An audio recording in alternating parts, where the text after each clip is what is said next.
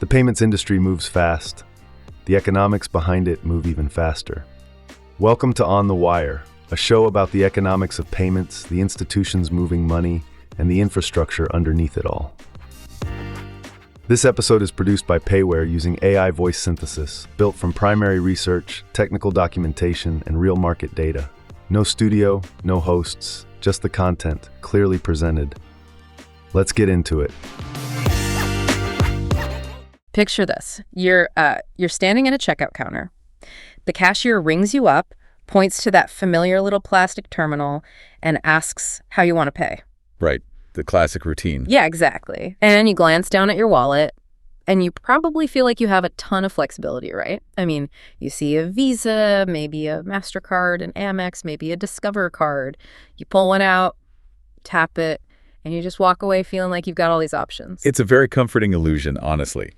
We really love having those different holographic logos in our wallets. Oh, for sure. It gives us this sense of consumer choice. But it is fundamentally just an illusion. Because when you actually pop the hood on that transaction, those 4 cards are basically just 4 different doors leading down the exact same highly congested, very expensive hallway. Yes, beautifully put. You're writing the exact same legacy infrastructure. I mean, you hand over your card details, the merchant's terminal sends that data to a card network, then the network talks to an issuing bank. And an acquiring bank gets involved. Right. Everyone takes a slice of the pie. And then maybe like 2 or 3 days later, the actual funds finally settle into the merchant's account. Which is why true payment flexibility has absolutely nothing to do with the brand of plastic you happen to be holding. Mm-hmm. What we're actually looking at today is a massive paradigm shift in how money moves. Because true flexibility is about the initiation method. Right. It is about adapting the payment to the specific context of the transaction, rather than, forcing every single real-world scenario to somehow fit into the bottleneck of a plastic card reader. So this is exactly what our deep dive is all about today. We are exploring the completely revolutionized landscape of account-to-account, or A2A, payments. Whole ecosystem, yeah. We're going to break down 7 distinct ways to initiate a payment, how they bypass those expensive legacy card rails entirely to settle instantly, and how they all ultimately tie back into one beautifully simple back-end system. And the mechanism here is what's truly fascinating. When you sever that tie between the payment and the physical card, you suddenly unlock environments where traditional payments either cause massive friction or literally just cannot function. Like it's impossible. Right. We are moving from a society where you have to walk up to the payment to a reality where the payment simply exists wherever you happen to be. Let's start with the visual triggers, the ones you see every day. But we really need to look at how they are being completely rewired. Okay, yeah, let's do it. Take QR codes. We all know how to scan a square barcode.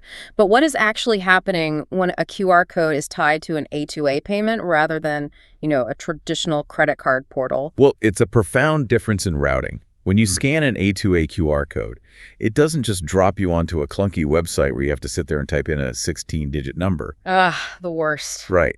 The QR code actually contains an API trigger. It's a deep link. So the moment your camera recognizes it, it directly pings your bank's app on your phone. Wait, automatically? Automatically. The app opens. It's already preloaded with the exact transaction details. You look at your phone, Face ID or your thumbprint authenticates you, and boom, the money moves instantly from your account to the merchant's account. Okay, I want to pause on that authentication piece because that is really where the magic happens for the merchant, right? Mm. And why are businesses pushing so hard to get us to pay this way? Well, it all comes down to liability and risk. Okay. On the old card networks, merchants pay anywhere from 2 to 4% per swipe. A huge portion of that fee just exists to cover fraud and chargebacks, because a stolen plastic card is super easy to use. Right, someone just writes down the numbers. Exactly. But with A2A, the authentication happens via bank-level biometrics on your personal device. Your bank unequivocally knows it is you. Because it just scanned my face. Yes. So the fraud risk drops to near absolute zero. And because that risk basically vanishes, the intermediary fees vanish with it. The cost to the merchant drops to a flat fraction of a percent. Which is why a restaurant would gladly put a QR code on a table tent. I mean, you finish your meal, you scan the code, you add a tip right there in your banking app, and you just walk out the door. It's so smooth. No waiting 10 minutes to make eye contact with a server to get the check. It flips table turnover from a massive bottleneck into a totally frictionless exit. Yes and no. I mean, yes for restaurants, but it's actually more than just that. Think about the massive analog to digital gap of physical mail. Oh, like bills. Yeah, you get a paper utility invoice at home.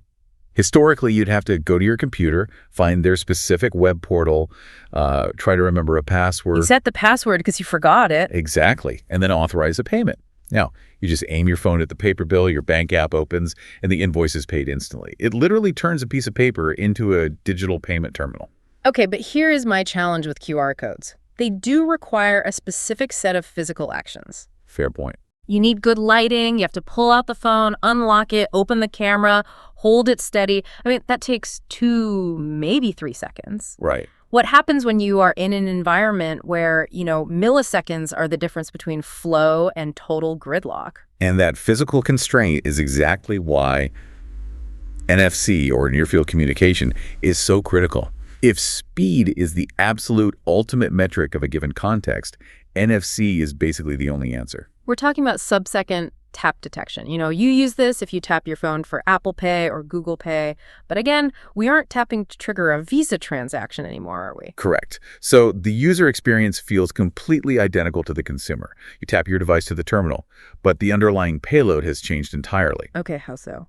Instead of transmitting a tokenized credit card number, the NFC chip transmits that same A2A API deep link. Yeah. It instantly forces the direct bank-to-bank settlement. I'm thinking about public transit here, like rush hour in a major city subway system. No, exactly. The perfect use case. So if you put a QR code on a subway turnstile, you would have an angry mob in about 3 minutes. Total chaos. Yeah, people can't be fumbling with cameras.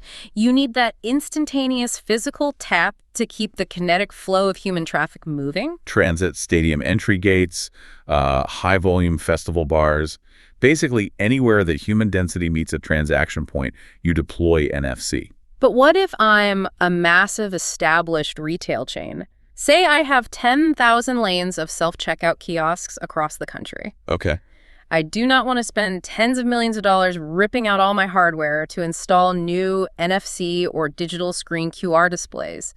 Is there a way to tap into account-to-account settlement without totally overhauling my legacy physical infrastructure? This is where we leverage a technology that has literally been sitting on store shelves for over 40 years. Really? Barcode. Yeah. And I don't just mean those complex 2D barcodes. I mean your standard black and white 1D UPC lines. Wait, the actual red laser scanner that reads the price of a box of cereal can initiate a direct bank payment. How does that even work? It requires a software update to how the point of sale interprets data. Think about it. A barcode is ultimately just a string of information. Right. We've traditionally only used it to encode product identity and price. But you can actually generate a barcode on a customer's phone within a store's loyalty app, for instance, that encodes their A2A payment token. Oh, I see. So the customer just holds their phone under the exact same red laser scanner they just used to scan their groceries. The optical scanner reads it, the software recognizes it as a payment request rather than a product, and bam, the direct bank settlement is triggered. That is, wow. It is a brilliant way to achieve zero hardware modernization. Exactly. It uses what's already there. All right, so QR, NFC, and barcodes, they solve the puzzle when the customer is physically standing in front of the merchant or the product. But commerce doesn't just happen in the room anymore. Far from it. Right. What happens when the buyer is sitting on their couch and the seller is operating out of a warehouse 3 states away? That spatial disconnect moves us into the realm of remote and asynchronous triggers. When you can't rely on physical proximity, you have to turn universal digital communication channels into your payment terminals. And the most fundamental version of this is the payment link, right? Exactly. Just a hyperlink. It sounds almost too simple, but the utility is massive because it's completely platform agnostic. Simplicity is exactly why it works so well. The link carries the specific transaction ID and the routing request.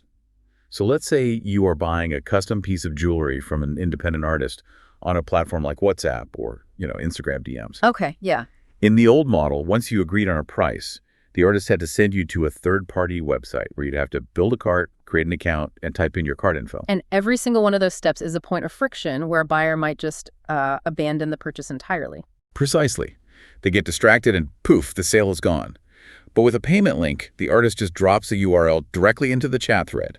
You tap the link, it bypasses the phone's web browser entirely, and deep links straight into your banking app. Wow. You verify with Face ID, the artist gets an instant notification that funds have settled, and the transaction is done without you ever leaving the conversation. It meets you right where your attention already is. And, if a link in a chat is effective, SMS text messaging has to be the absolute heavyweight champion of sheer brute force conversion. The metrics around SMS are almost unbelievable. Email sits at roughly a 20% open rate on a good day. SMS boasts an open rate of 98%. 98%? Yeah. And unlike proprietary chat apps, text messaging works natively on literally every mobile phone on Earth with 0 downloads required. The use case that always blows my mind here is service-based businesses dealing with no-shows. Think about a dentist's office. An empty chair is pure lost revenue. It's a huge operational problem for them. But imagine the dentist's automated system sends a text message 3 days before an appointment asking for, say, a $50 deposit to secure the time slot. Right. The patient gets a buzz in their pocket, sees the text, and clicks the A2A link right there in the message thread. It secures the revenue, significantly drops the no-show rate, and it doesn't require the patient to remember some random portal login. It takes an administrative chore and turns it into a 5-second reflex. Exactly. Okay, so we've solved for when you are physically interacting with something, and we've solved for when you are miles apart.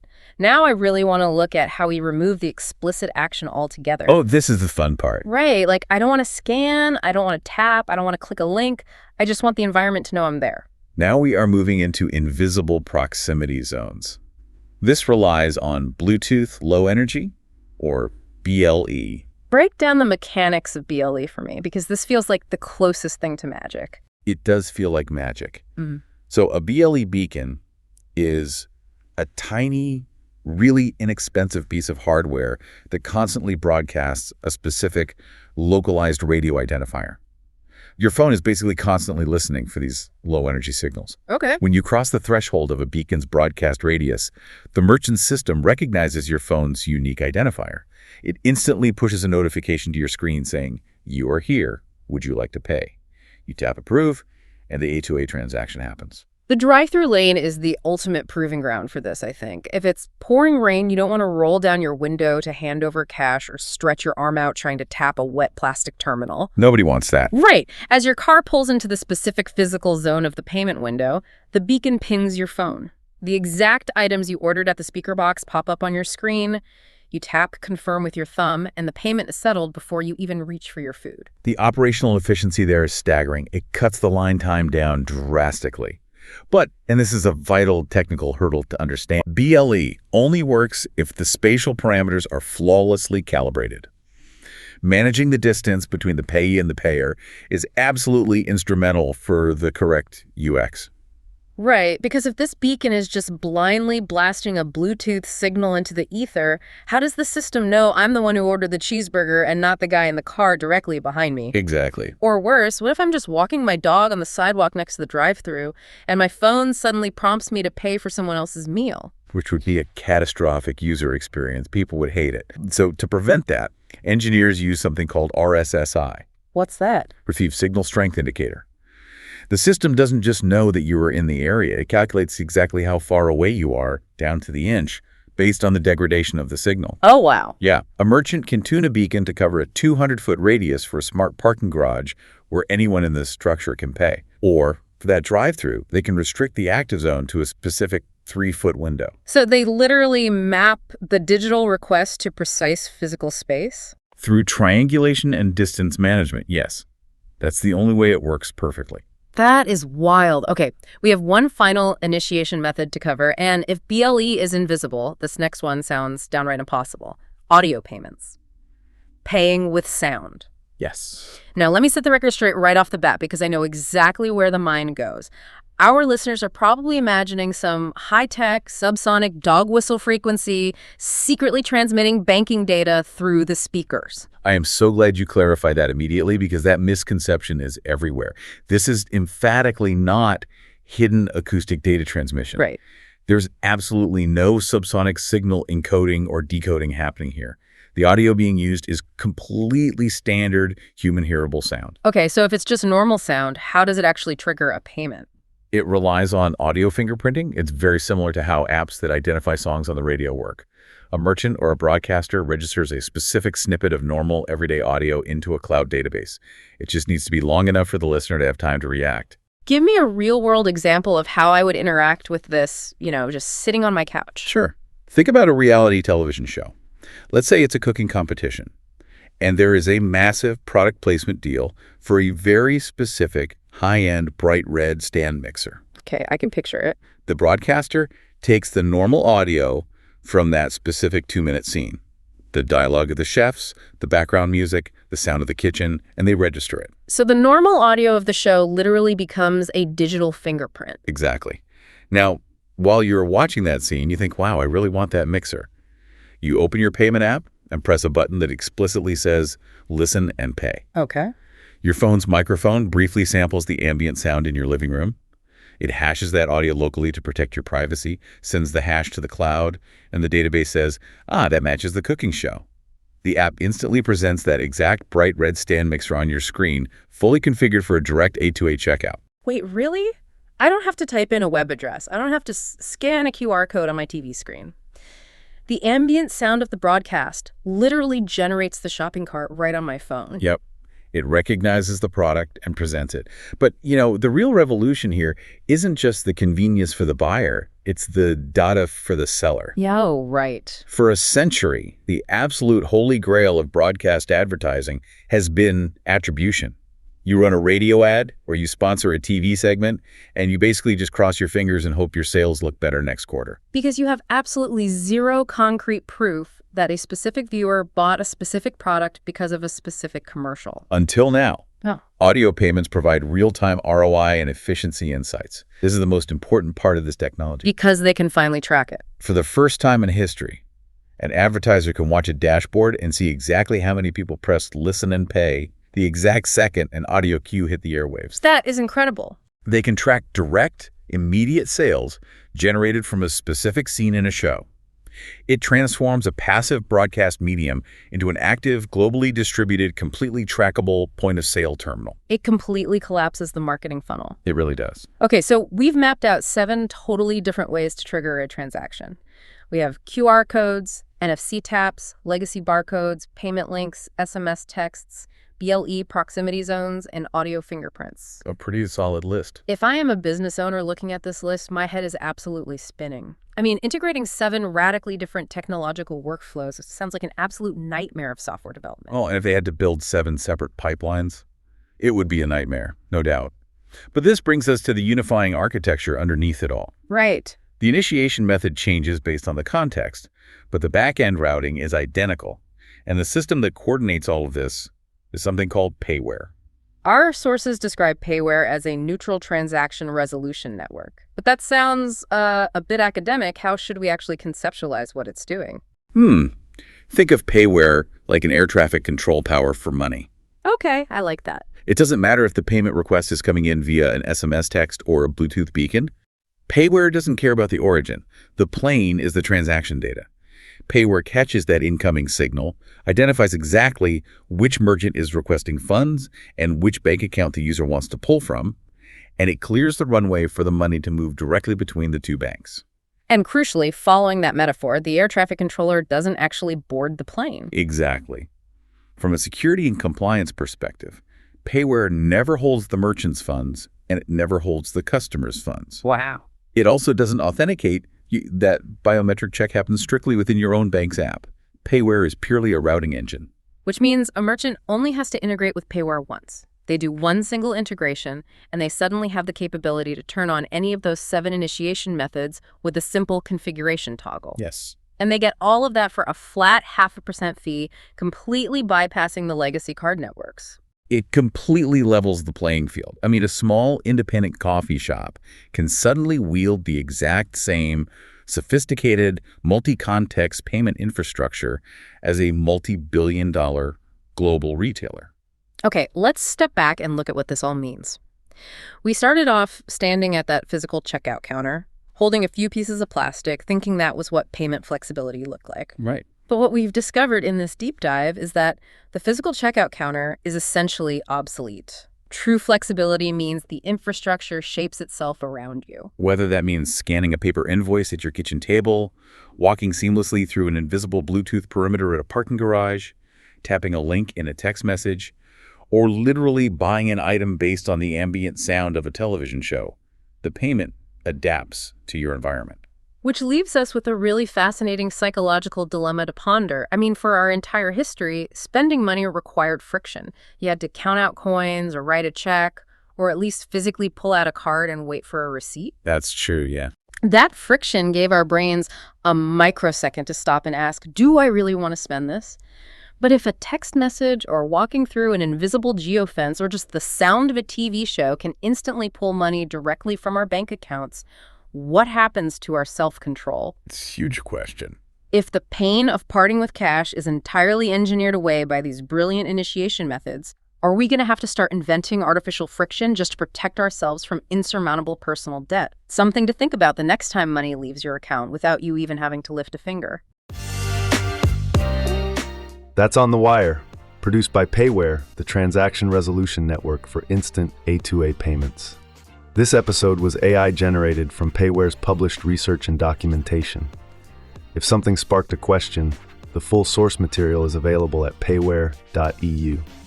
If you work in payments at a bank, an ISV, or a merchant organization, and what you heard is relevant to what you're building, reach out. The conversation doesn't have to stop here.